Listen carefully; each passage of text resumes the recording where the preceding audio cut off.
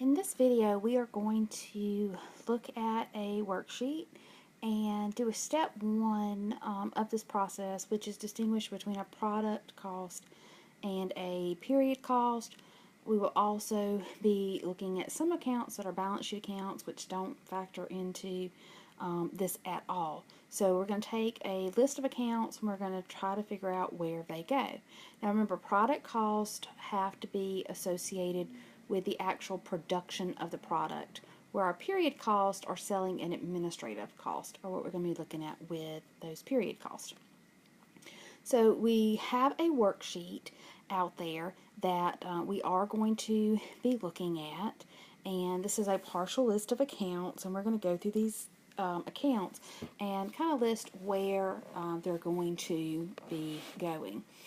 So this first one here is accounts receivable, and accounts receivable is a balance sheet account, and so we are actually not going to use that. So we're just going to kind of cross that one out. Advertising expenses, that is part of selling, and so since that is part of a selling expense, that is going to be a period cost. Cash is a balance sheet account that we're not going to be using. Depreciation. Now the key word on this particular depreciation one is this word factory. If you see factory, then we know that that is going to be a type of product cost. If you see the word office, then that means we're going to be looking at a period cost. So we do have depreciation here. One is a product cost because it deals with the factory. Factories are where we produce our products. The other one is in the office side, so that's administrative. Direct labor is also going to be a product cost. Factory is your keyword there, so that one's going to be a product cost. Factory utilities means that that is a product cost. Finished goods inventory is going to be part of this product. It is an inventory.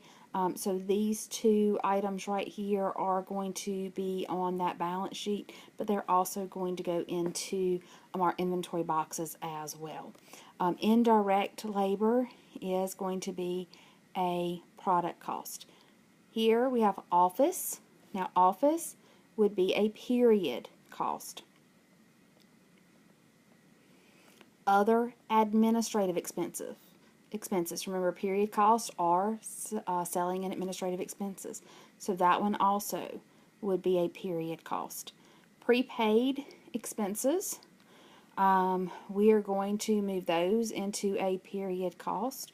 Insurance and things like that, and we're just going to call that period.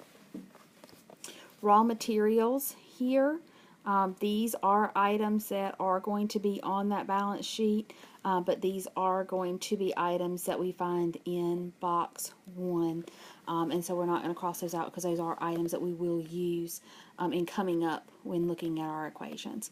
Raw material purchases are actually product cost. Rent, factory. So if it says factory, repairs, factory, both of these are going to be product costs because they have to do with the factory. Then we have our salaries at 325.